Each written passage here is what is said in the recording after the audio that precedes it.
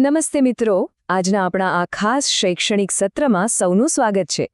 આજે આપણે એક એવા વિષય પર વાત કરવાના છીએ જેણે ક્યારેક ને ક્યારેક તો આપણા સૌને પરેશાન કર્યા જ છે, અને એ છે ગુજરાતી નિબંધ કેવી રીતે લખવો.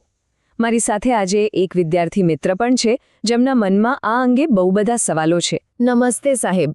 સાચું કહું તો આ નિબંધ શબ્દ સાંભળીને જ મને તો પરસેવો છૂટી જાય છે. ખબર જ નથી પડતી કે શરૂઆત ક્યાંથી કરવી અને એ આખું લાંબુ પાનું કેવી રીતે ભરવું. ચાલો સૌથી પહેલા તો આ નિબંધના ડરની જ વાત કરીએ. સામે ખાલી પાનું જોઈને જે ડર લાગે છે ને એ બહુ જ સામાન્ય અને સ્વાભાવિક છે. અરે હા સાહેબ, એકદમ સાચી વાત. એ કોરો કાગળ જોતા જાણે મગજમાંથી બધા વિચારો જ ગાયબ થઈ જાય છે અને પેન ત્યાંની ત્યાં જ અટકી જાય છે. તો હવે મોટો સવાલ એ ઊભો થાય છે કે શું નિબંધ લખવાથી ખરેખર આટલું બધું ડરવાની જરૂર છે? શરૂઆત કેમ કરવી અને આખો નિબંધ ક્યારે પૂરો થશે એ વિચાર જ બહુ ડરામણો છે સાહેબ. બસ આજથી જ આ ડર આપણે કાઢી નાખવાનો છે. જો નિબંધ લખવું એ કોઈ મોટો પહાડ તોડવા જેવું અઘરું કામ નથી. એ ખરેખર એકદમ સાદી અને સરળ પ્રક્રિયા છે.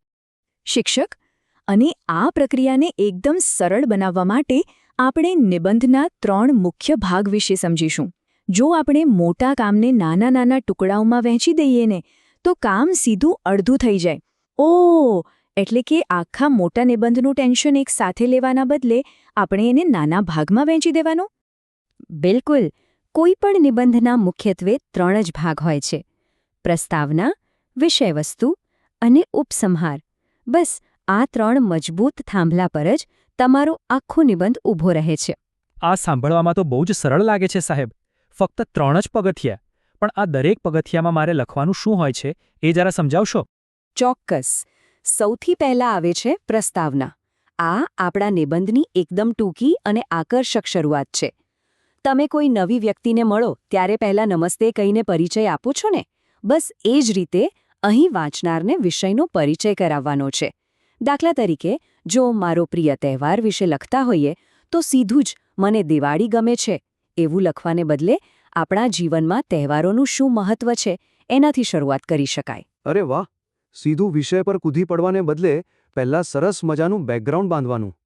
હવે તો આ પહેલી લાઈન લખતા જરાય ડર નહીં લાગે. એકદમ સાચું. બીજો અને સૌથી મહત્વનો ભાગ છે વિષયવસ્તુ. આને આપણે નિબંધનો આત્મા કહી શકીએ. અહીં આપણે આપણા વિચારો, કારણો અને ઉદાહરણો એકદમ વિસ્તારથી સમજાવવાના છે. જો દિવાળીની જ વાત કરીએ તો દિવાળી શા માટે ઉજવાય છે, ફટાકડા, મીઠાઈઓ, સજાવટ, આ બધી જ વિગતો અલગ અલગ ફકરાઓમાં અહીં લખવાની હોય છે. બરાબર સમજાયું. એટલે કે આખું પાનું ભરવાનું જે ટેન્શન હતું ને એ અહીં બધી માહિતીને સ્ટેપ બાય સ્ટેપ ગોઠવીને દૂર કરી શકાય. હા, અને છેલ્લે આવે ઉપસંહાર. આ તમારા આખા નિબંધનો સારાંશ છે, તમારો અંતિમ વિચાર છે. જેમ કોઈને ભેટ આપતા પહેલા આપણે બોક્સ પર સરસ મજાની રિબન બાંધીએ છીએ ને, બસ એમ જ ઉપસંહાર તમારા નિબંધને પૂરો કરે છે. અહીં કોઈ નવી વાત નથી ઉમેરવાની, માત્ર તમારો એક અંતિમ સંદેશ આપવાનો છે. એટલે કે જે વ્યક્તિ આ નિબંધ વાંચે છે તેના ફાઇનલ શું મેસેજ મળવો જોઈએ એ લખીને વાત પૂરી કરી દેવાની. આ તો એકદમ ક્લિયર થઈ ગયું. વિદ્યાર્થી સાહેબ, માળખું તો બહુ જ સરસ રીતે સમજાઈ ગયો, પણ મારો નિબંધ ક્લાસમાં બીજા બધા કરતાં થોડો અલગ અને સારો દેખાય એના માટે તમારી પાસે કોઈ જાદુઈ ટિપ્સ છે ખરી? હા, ચોક્કસ છે ને. ચાલો હવે આપણે જોઈએ લેખન માટેની 3 પ્રેક્ટિકલ ટિપ્સ જે તમારા નિબંધને વધુ સુંદર અને ધારદાર બનાવશે.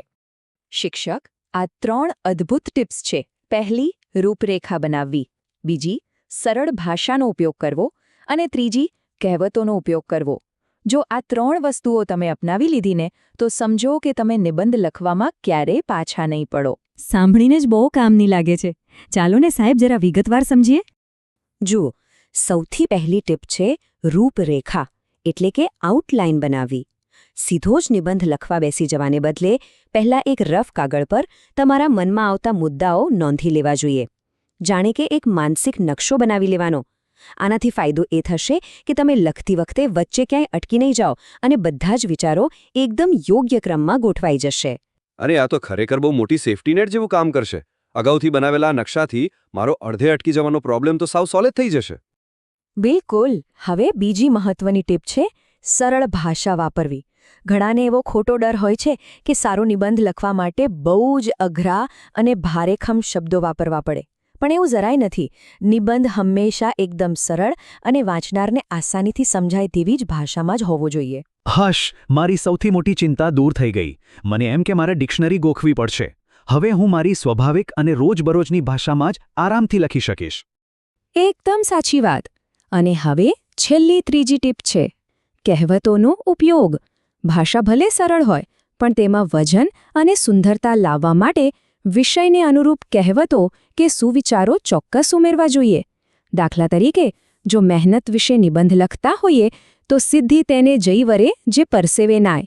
આવી કોઈ પંક્તિ ઉમેરો તો વાંચનાર પર બહુ જ સારો પ્રભાવ પડે છે. વાહ સાહેબ, આ તો જાણે સાદા ભોજનની ઉપરથી સરસ મજાનો મસાલો ભભરાવે જેવું થયું. તેનાથી આખા નિબંધનો સ્વાદ જ બદલાઈ જશે. તો મિત્રો, હવે આપણે છેલ્લે વાત કરીશું વિચારોની સાચી અભિવ્યક્તિ વિશે. આખરે નિબંધનો સાચો હેતુ શું છે?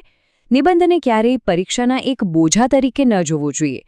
ખરેખર તો આ એક કોરો કેનવાસ છે, એક ખુલ્લું મેદાન છે, જેના પર તમારે તમારા પોતાના વિચારોના રંગ પૂરવાના છે. સાચે સાહેબ, આજે મને પહેલીવાર સમજાયું કે આ તો મારી પોતાની વાત, મારા પોતાના દૃષ્ટિકોણને આખી દુનિયા સામે રજૂ કરવાની એક બહુ જ સરસ તક છે. અને બસ આ જ આપણો આજનો સૌથી મોટો સંદેશ છે.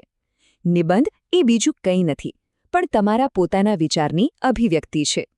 જ્યારે તમે પૂરા દિલથી અને આપણે શીખ્યા એ પદ્ધતિથી રજૂઆત કરશો ને, ત્યારે નિબંધ લખવો જરાય અઘરો નહીં લાગે. મને પૂરી આશા છે કે આપણી આ ચર્ચાથી એ ખાલી પાનાનો ડર કાયમ માટે દૂર થઈ ગયો હશે.